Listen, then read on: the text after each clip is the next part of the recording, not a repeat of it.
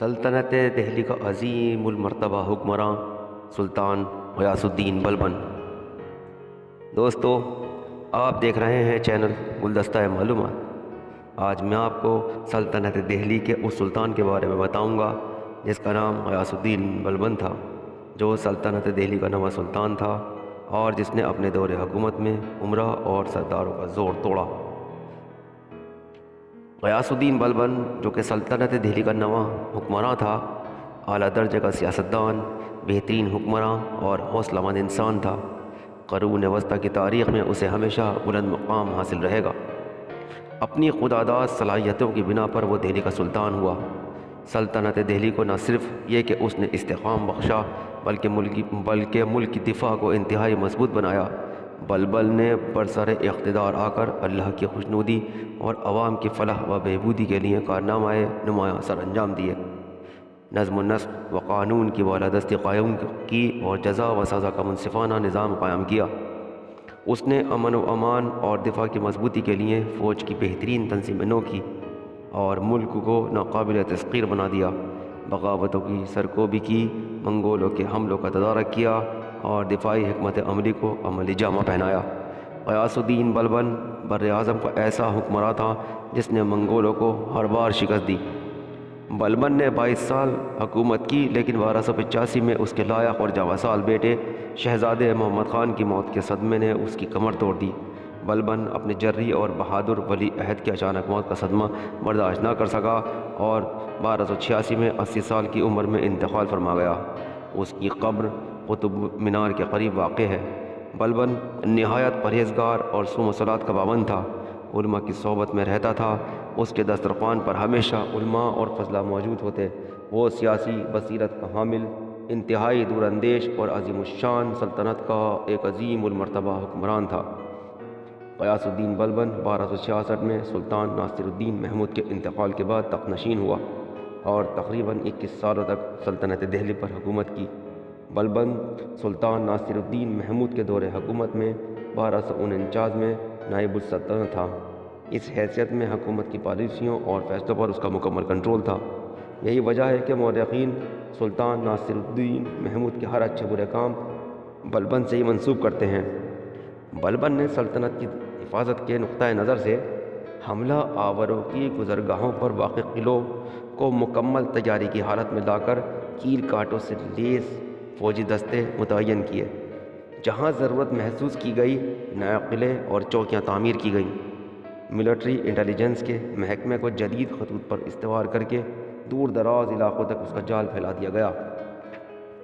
سرحدی علاقوں کے تمام کمانڈر تبدیل کر کے نہایت تجربہ کار اور آزمودہ کمانڈر متعین کیے۔ پوری فوج کی تنظیم نو کی گئی اور غیر معمولی تعداد میں نئی فورس بھرتی کی گئی۔ سرحدی قبائل جو ہمیشہ نازک وقت میں گڑبڑی کرتے آئے تھے، ان پر چڑھائی کر کے بری طرح کچل دیا گیا تاکہ جب تاتاریوں سے فیصلہ کن جنگ کا مرحلہ آئے تو بغل میں چھرا گھونپنے والا نہ ہو۔ غیاث الدین بلبن کے دور کا ایک واقعہ اس بات کو صاف دکھاتا ہے کہ غیاث الدین بلبن کس اعلیٰ کردار کا انسان تھا۔ غیاث الدین بلبن اور اس کے وزیر ایک مرتبہ میدان میں تیر اندازی کی مشق کر رہے تھے۔ اچانک سلطان کا نشانہ خطا ہو گیا اور وہ تیر ایک بیوہ عورت کے بچے کو جا لگا، جس سے وہ مر گیا۔ سلطان کو پتہ نہ چلا۔ وہ عورت قاضی سلطان کی عدالت میں پہنچ گئی۔ قاضی سراج الدین عورت کی طرف متوجہ ہوئے اور پوچھا، کیا بات ہے، تم رو کیوں رہی ہو؟ عورت نے روتے ہوئے سلطان کے خلاف شکایت دکھوائی کہ سلطان کے تیر سے میرا بچہ ہلاک ہو گیا ہے۔ قاضی سراج الدین نے عورت کی بات پوری توجہ سے سنی اور پھر اسی وقت سلطان کے نام خط لکھا، آپ کے خلاف شکایت درج ہوئی ہے، فوراً عدالت میں حاضر ہو جائیں اور اپنے خلاف آنے والی شکایت کا جواب دیں۔ پھر یہ حکم عدالت کے ایک پیادے کو دے کر ہدایت کی، حکم نامہ فوراً سلطان کے پاس لے کر جاؤ۔ پیادے کو یہ حکم دے کر قاضی سراج الدین نے ایک کوڑا نکالا اور اپنی گدی کے نیچے چھپا دیا۔ پیادہ حکم نامہ لے کر سلطان بلبن کی خدمت میں حاضر ہوا اور سلطان سے کہا، قاضی سراج الدین نے آپ کو عدالت میں طلب کیا ہے، آپ فوراً میرے ساتھ عدالت چلیں۔ سلطان فوراً اٹھا، ایک چھوٹی سی تلوار اپنی آستین میں چھپا لی، پھر پیادے کے ساتھ عدالت پہنچا۔ قاضی صاحب نے بیٹھے بیٹھے مقتول کی ماں اور سلطان کے بیان باری باری سنے، پھر فیصلہ سنایا۔ غلطی سے ہو جانے والے قتل کی وجہ سے سلطان پر کفارہ اور اس کی برادری پر خون کی دیت آئے گی۔ ہاں، اگر مقتول کی ماں مال کی کچھ مقدار پر راضی ہو جائے تو اس مال کے بدلے سلطان کو ڈھانکا جا سکتا ہے۔ سلطان نے لڑکے کی ماں کو بہت سے مال پر راضی کر لیا۔ پھر قاضی سے کہا میں نے لڑکے کی ماں کو مال پر راضی کر لیا۔ قاضی نے عورت سے پوچھا کیا آپ راضی ہو گئی ہیں؟ جی ہاں میں راضی ہو گئی، عورت نے کہا۔ اب قاضی سلطان کی تعظیم کے لیے اپنی جگہ سے اٹھا اور سلطان کو اپنی جگہ بٹھایا۔ سلطان نے بغل سے تلوار نکال کر قاضی سراج الدین کو دکھاتے ہوئے کہا اگر میری ذرا سی بھی رعایت کرتے تو میں اس تلوار سے آپ کی گردن اڑا دیتا۔ قاضی نے بھی اپنی گدی کے نیچے سے کوڑا نکال کر سلطان غیاث الدین بلبن کو دکھاتے ہوئے کہا اور اگر آپ شریعت کا حکم ماننے سے ذرا بھی ہچکچاتے تو میں اس کوڑے سے آپ کی خبر لیتا۔ بے شک یہ دونوں کا امتحان تھا۔ ایسا تھا سلطنت دہلی کا نواں حکمراں غیاث الدین بلبن۔ غیاث الدین بلبن نے اپنے دور حکومت میں امراء اور سرداروں کا زور توڑا اور مرکزی حکومت کو مضبوط کیا، بغاوتوں کو سختی سے کچل کر ملک میں امن و امان قائم کیا اور حکومت کو تاتاریوں کے حملوں سے بچایا۔ بلبن بڑا مدبر، بہادر، منصف مزاج بادشاہ تھا، علماء و فضلہ کا قدردان تھا۔ اس کے دور حکومت میں شراب کی خرید و فروخت کے ساتھ ساتھ راگ رنگ کی محفلوں پر بھی پابندیاں لگا دی گئی تھیں۔